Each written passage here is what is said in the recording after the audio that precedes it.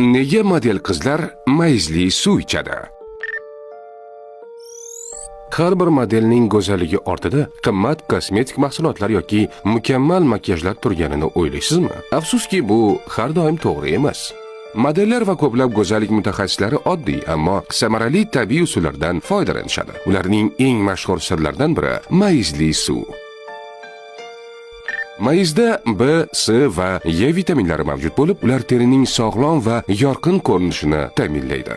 Bu tabiiy davolanishning afzalligi shundaki, uni tezda va juda oson tayyorlash mumkin. Ya'ni hech qanday qimmat muolajalar yoki murakkab jarayonlarga ehtiyoj yo'q.